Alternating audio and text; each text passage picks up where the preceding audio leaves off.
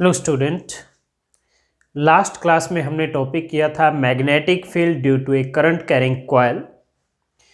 आज हम टॉपिक करेंगे magnetic field due to a current carrying arc. Coil में आपके पास कंप्लीट सर्कल है, आर्क में आपके पास कंप्लीट सर्कल नहीं है, सर्कल का सिर्फ एक पार्ट है।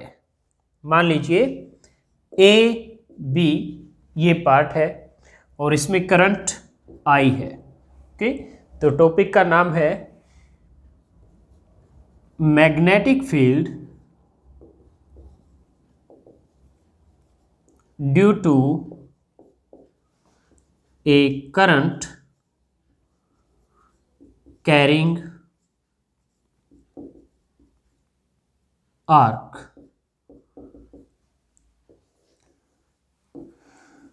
So AB is an arc of length L। Okay, तो और ये क्या है, it is a part of some circle और उस सर्कल का कोई सेंटर होगा। मान लीजिए ये पॉइंट P उसका सेंटर होगा।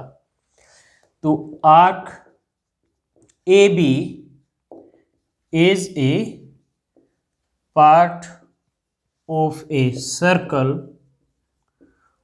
Of radius R. तो यानी ये रेडियस क्या होगा, आर होगा।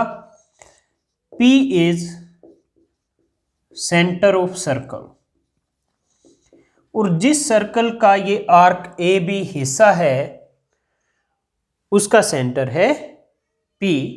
तो by Biot Savart law, by Biot Savart law, magnetic field at P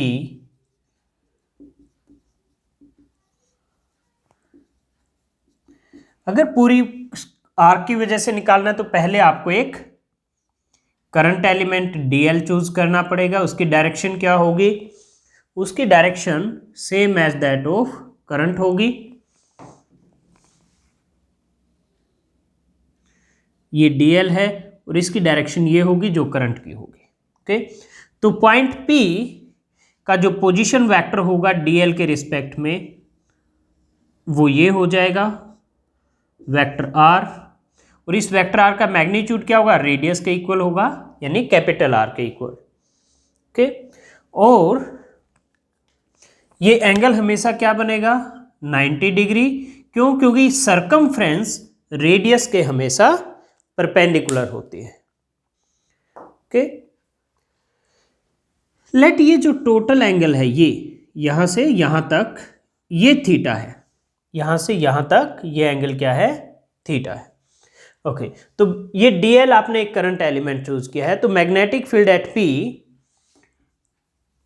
due to dl is dB equal to mu not upon 4 pi I dl, और ये dl और r वेक्टर के बीच में एंगल 90 है, तो sine 90 by r square, by r square.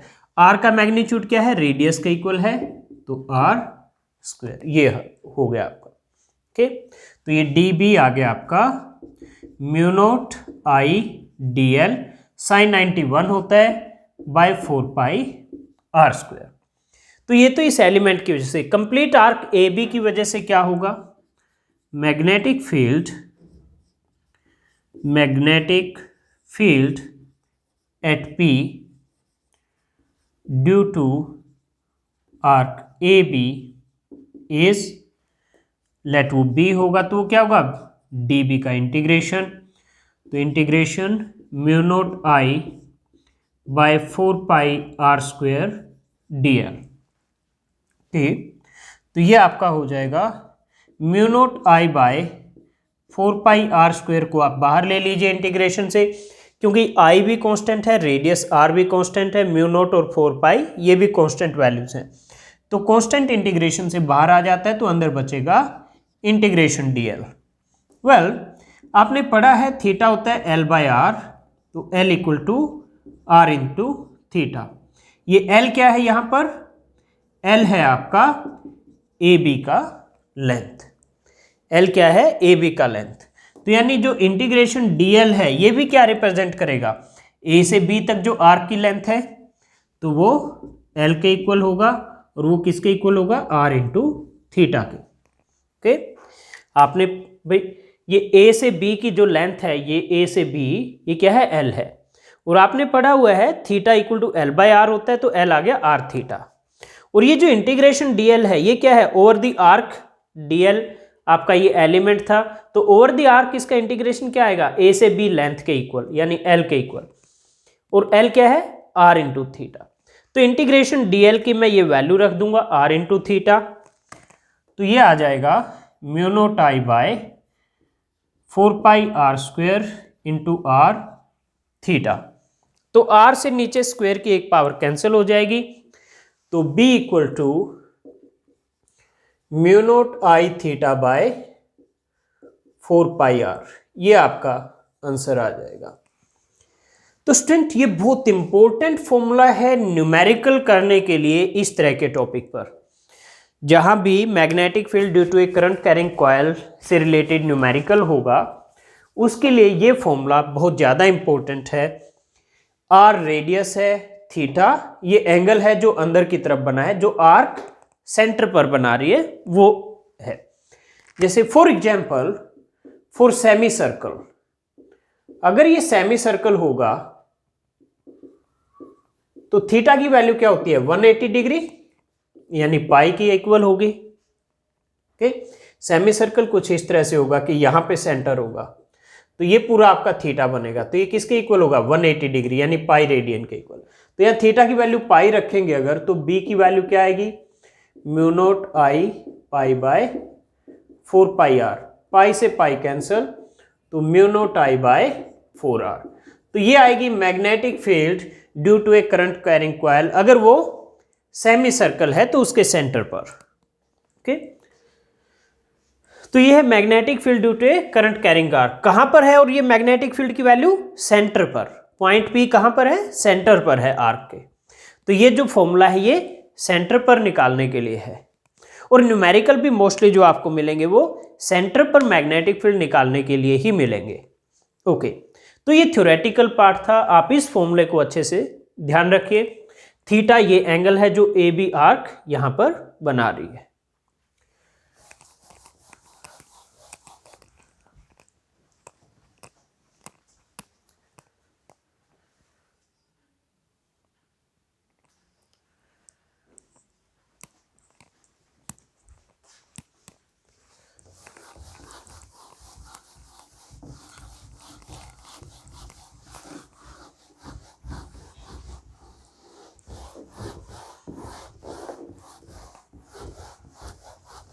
Okay, मैं इसको भी इरेज कर देता हूं, और ये जो फॉर्मूला है मैं यहां साइड में लिख देता हूं, B equal to mu not I theta by 4 pi R. Okay, और यहां से भी मैं इसको इरेज कर देता हूं।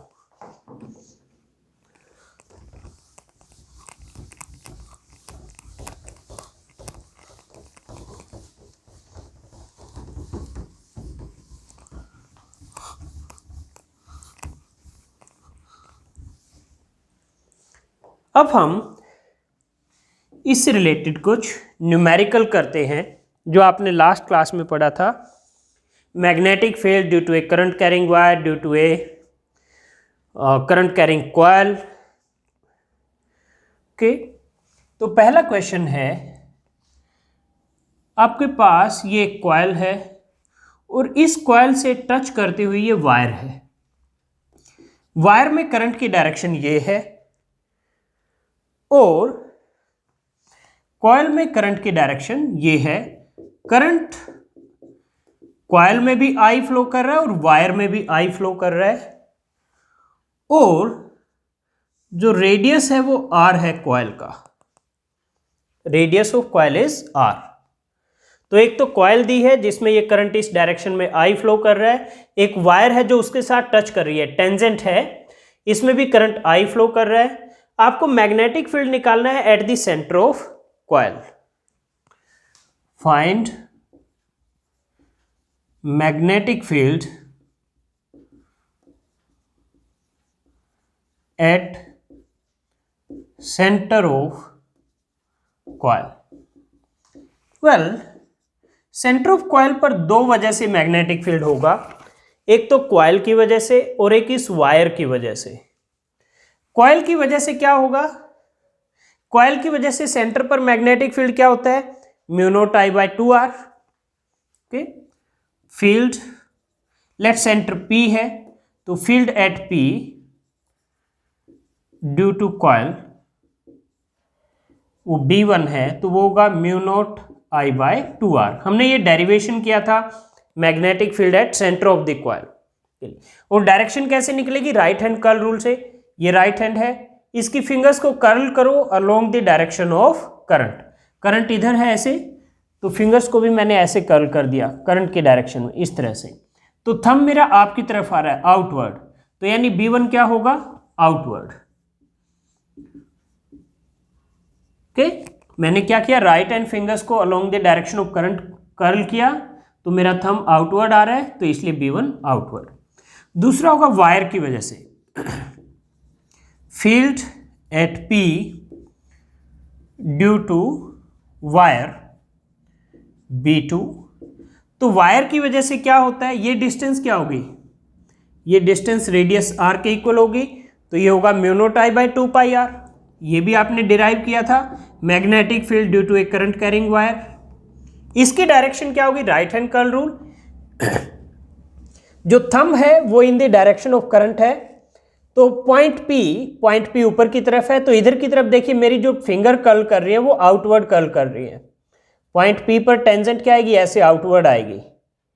ठीक है, राइट हैंड थंब रूल मैं यूज कर रहा हूं, thumb is in direction of current, तो पॉइंट P पर जो मैग्नेटिक फील्ड लाइंस होंगी जो इस तरह से, वो इधर की तरफ कर्ल कर रही हैं, तो टेंजेंट आउटवर्ड आएगी। तो पॉइंट P पर यानी इसकी वजह से, वायर की वजह से भी मैग्नेटिक फील्ड क्या होगा, आउटवर्ड होगा, outward.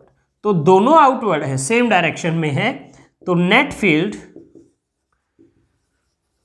Eight P is B equal to B1 plus B2, तो mu not I by 2r plus mu not I by 2πr। तो मैं इसमें से mu not I by 2r common ले लेता हूं, तो ये बचेगा 1 प्लस 1 बाय पाई, और दोनों आउटवर्ड हैं, तो टोटल फील्ड भी क्या होगा, आउटवर्ड। तो स्टूडेंट, ये एक क्वेश्चन हमने कर लिया है। अब इसी तरह के हम और भी क्वेश्चंस करेंगे।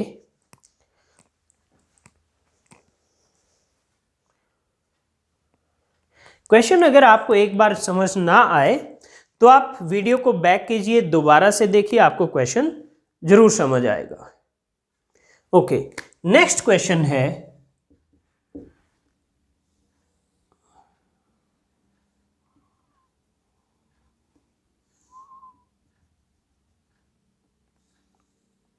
ये एक अरेंजमेंट है। ओके, और इसमें करंट फ्लो करेगा PQRS, ये है करंट, इसमें इस तरह से फ्लो कर रहा है, और ये सेंटर O है। तो आपको लेट करंट इज I, तो आपको सेंटर O पर इस करंट फ्लो की वजह से मैग्नेटिक फील्ड निकालना है। तो स्टूडेंट, अगर आपको ध्यान है, हम जब बायोट सावर्ट लॉ कर रहे थे, हमने थीटा को 0 या 180 डिग्री लिया था, तो मैग्नेटिक फील्ड की वैल्यू 0 थी, और वहां हमने कंक्लूड किया था magnetic field will be 0 at all points along the line of DL, along the line of current element. तो अगर मैं PS पर कोई DL की वैल्यू लेता हूं, जैसे मान लीजिए मेरा ये S है, ये P है, और ये मेरा क्या है, पॉइंट O। तो अगर मैं यहां DL लेता हूं, तो इसके रिस्पेक्ट में मेरा R वेक्टर क्या होगा, ये हो जाएगा R वेक्टर। तो DL वेक्टर क्या है, along the direction of current इधर है, R वेक्टर इधर है, थीटा क्या हुआ 180 डिग्री। तो साइन थीटा क्या हो जाएगा 0, क्योंकि साइन 180 0 होता है।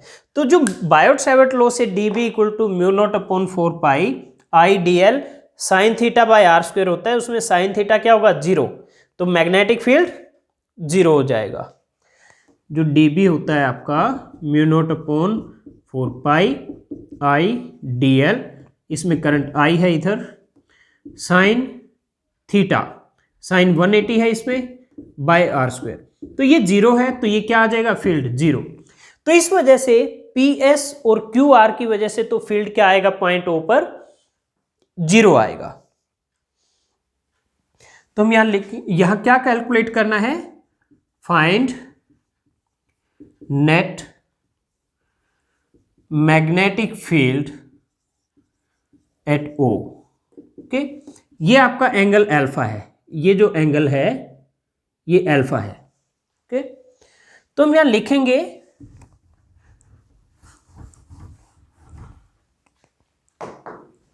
सॉल्यूशन में field at O due to P S and R Q is 0। इनकी वजह से तो 0 होगा, क्योंकि इसमें थीटा 180 आएगा, इसमें 0 डिग्री आएगा, साइन 180 भी 0 होता है, साइन 0 भी 0 होता है। तो फील्ड किसकी वजह से होगा, सिर्फ पी क्यू की वजह से और आर एस की वजह से। ओके, अब हमें रेडियस भी चाहिए। तो जो रेडियस है ये यहां से यहां तक, यानी ओ पी, इसकी वैल्यू a है, और ओ आर ये है b के equal. Okay, O P A के इक्वल है, ओ आर बी के इक्वल है, और ये जो एंगल है ये वाला, ये एंगल आपका अल्फा है। ओके, तो हम क्या करेंगे, हम पी क्यू की वजह से फील्ड निकालेंगे, आर एस की वजह से निकालेंगे, उनकी डायरेक्शन चेक करेंगे, सेम डायरेक्शन आई तो दोनों को ऐड कर देंगे, अपोजिट डायरेक्शन आई तो डिफरेंस निकाल देंगे। तो field at O, not P, क्योंकि सेंटर ओ है, field at O due to P Q is B1।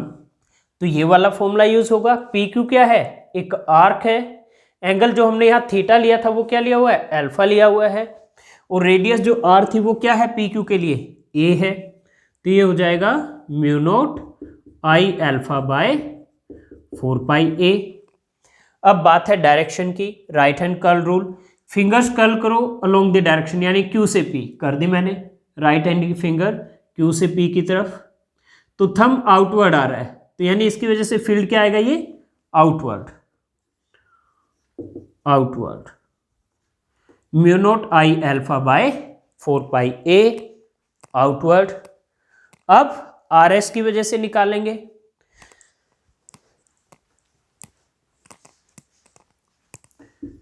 Field at O due to R S is, मैं इसको B2 लिख देता हूं, तो म्यू नॉट आई अल्फा तो सेम है डिवाइड बाय 4 पाई, और O से R तक ये है B, तो यानी आर एस की जो रेडियस है वो क्या है B है, और इसकी डायरेक्शन क्या होगी, again curl your right hand fingers along current, यानी S से R की तरफ कर दी मैंने, S से R की तरफ, तो मेरा थंब क्या है इनवर्ड, तो इसलिए इसकी डायरेक्शन क्या हुई इनवर्ड। आप भी अपने राइट हैंड को यूज कीजिए और देखिए आपकी डायरेक्शन यही आ रही है ना, क्योंकि ये प्रैक्टिस करने से ये रूल आपको समझ आएगा। अगर आप इस रूल को प्रैक्टिस नहीं करेंगे तो आपको समझ नहीं आएगा फिर आसानी से। ओके, तो ये आउटवर्ड आ रहा है, ये इनवर्ड आ रहा है, तो net field eight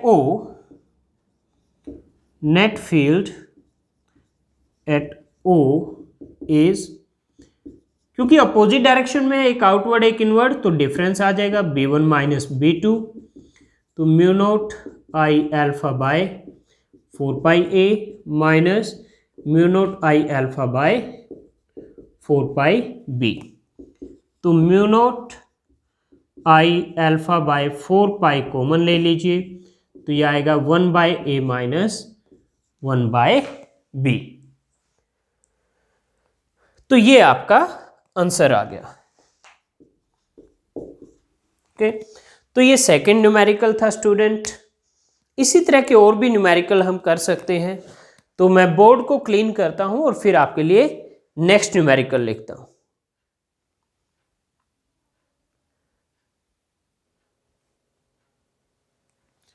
okay student, मैंने आपके लिए नेक्स्ट न्यूमेरिकल लिख दिया है। इसमें आपके पास एक अरेंजमेंट है, P से Q, Q से S और S से T। करंट जा रहा है 9 एम्पियर। P से Q, Q से S, S से T।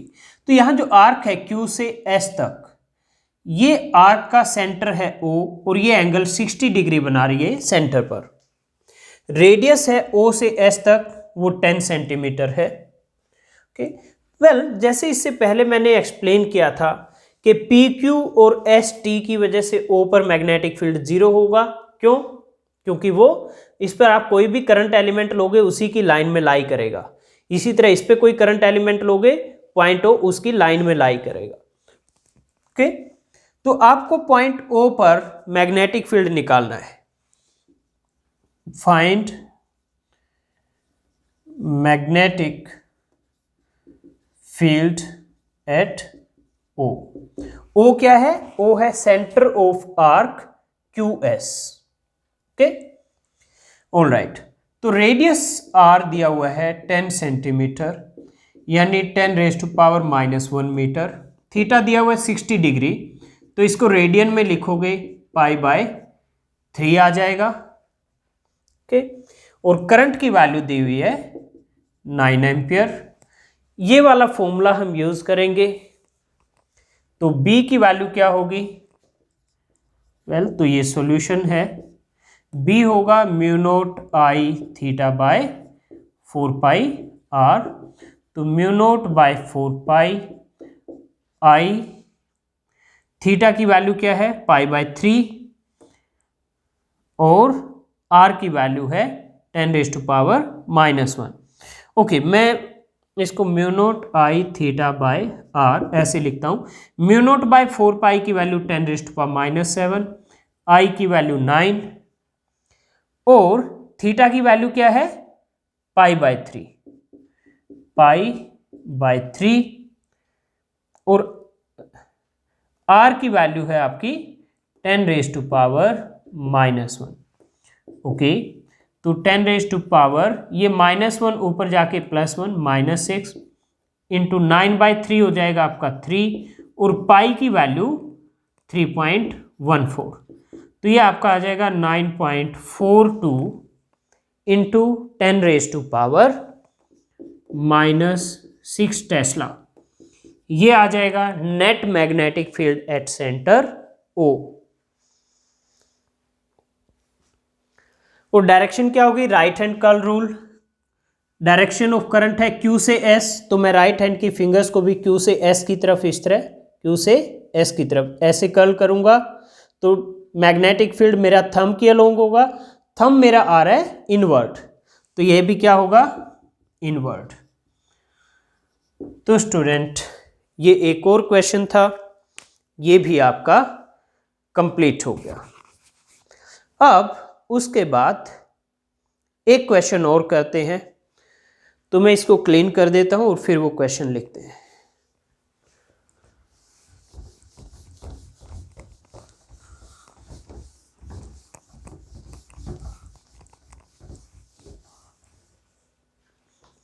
तो वो क्वेश्चन कुछ इस तरह से है। ये एक सेमी सर्कल है और फिर ये एक पॉइंट P है। ये यहां से यहां तक जो डिस्टेंस है वो d/2 है और एक करंट I फ्लो कर रहा है इस तरह से। ये ओके, ये पॉइंट सॉरी A, यहां पे कोई पॉइंट B मान लीजिए, ये पॉइंट C। तो ABC क्या है? सेमी सर्कल है। ABC is semi circle. तो पॉइंट P पर आपको मैग्नेटिक फील्ड निकालना है, पॉइंट P पर आपको मैग्नेटिक फील्ड निकालना है।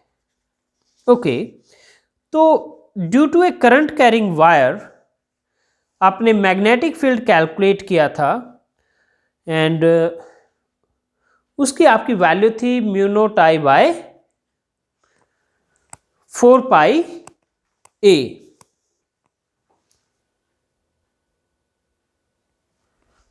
ओके, और उसमें जो ए था वो आपका रेडियस था।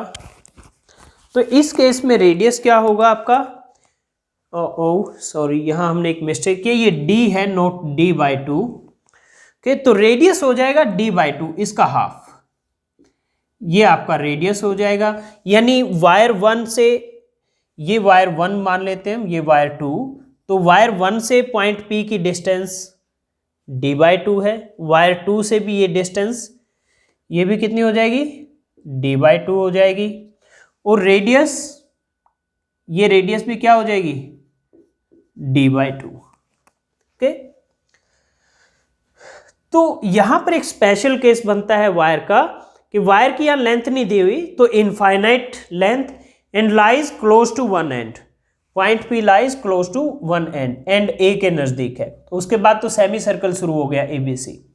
तो इस केस में B था आपका mu not I by 4 pi A। तो फील्ड एट P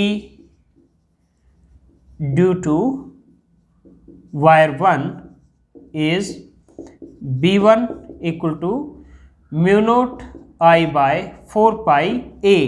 A क्या था, रेडियस, रेडियस क्या है, d बाई 2। ओके, तो ये आ गया mu naught I bye 2 pi d। इसी तरह से ड्यू टू वायर 2, इसकी वजह से, इसके भी एक एंड C पर लाई करता है, वायर 2 के एक एंड C पर लाई करता है, पॉइंट P इसके नजदीक लाई करता है। तो इसमें भी सेम फॉर्मूला आएगा, B2 equal to mu not I by 4 pi A था डिस्टेंस ऑफ पॉइंट P, ये वाला था आपका। तो ये क्या है, d बाई 2 था इसमें भी, और इसमें भी क्या होगा, d बाई 2। ओके, तो ये mu not I by 4 pi A क्या था, perpendicular distance of point P from the wire, तो ये क्या है, d बाई 2। और यहां भी perpendicular distance of point P from wire, ये है d बाई 2। तो ये भी आ गया mu naught I bye 2 pi d। अब सेमी सर्कल की वजह से बात करते हैं। तो सेमी सर्कल का क्या था आपका, ये होगा mu naught I bye 4r। Semi circle, ये आपका सेमी सर्कल है, यहाँ सेंटर है, तो ये थीटा क्या है, पाई के इक्वल है। तो यहाँ से b क्या आया था, हमने कैलकुलेट किया था mu naught I bye 4r। Okay, तो ड्यू टू ABC इज, मैं इसको B3 लिख देता हूं, ये होगा mu naught I bye 4r। r क्या है, रेडियस, तो यहां रेडियस क्या है, d बाई 2, तो 4 इंटू d बाई 2, तो ये आ गया mu naught I bye 2d। Okay, तो आपने B1 B2 B3 की वैल्यूज निकाल ली। अब हम ऐड कैसे करेंगे, उससे पहले डायरेक्शन पता होनी चाहिए। तो अब हम डायरेक्शन फाइंड आउट करते हैं B1 B2 B3 की। Again right hand curl rule, ये वायर है, मेरा थंब होगा along the direction of current, तो पॉइंट P नीचे लाई करता है, तो नीचे की तरफ जो मेरी फिंगर्स हैं वो इधर आपकी तरफ कर्ल हो रही हैं वायर 1 से। ये थंब है जो along the direction of current है मेरा इधर, ठीक है। तो जो नीचे है वायर के, पॉइंट P क्या है, वायर 1 के नीचे है, तो नीचे मेरी जो फिंगर्स है ये इधर कर्ल हो रही है आपकी तरफ, आउटवर्ड। तो यानी ये B1 क्या आएगा, आउटवर्ड।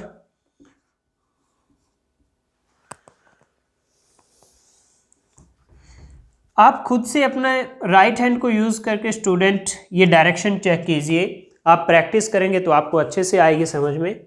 ओके, अब वायर 2 ये रहा, इसमें इस तरह इधर है मेरा डायरेक्शन ऑफ करंट, तो पॉइंट P के पास मेरी फिंगर इधर कर्ल कर रही है आउटवर्ड, तो यानी B2 भी क्या हुआ, आउटवर्ड।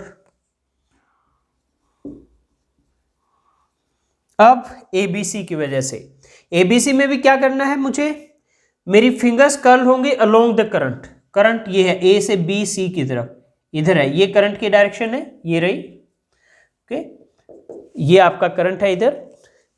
तो ABC के अलोंग मैंने राइट हैंड कर्ल की फिंगर्स, राइट हैंड की फिंगर्स को कर्ल किया, ये कर दिया, तो मेरा थंब क्या आ रहा है, आउटवर्ड आ रहा है। तो यानी B3 भी क्या होगा, आउटवर्ड। तो तीनों आउटवर्ड हैं, तीनों सेम डायरेक्शन में है। तो नेट फील्ड बहुत इजी है निकालना। Net field at P is, क्योंकि तीनों सेम डायरेक्शन में है, आउटवर्ड, तो B1 plus B2 plus B3।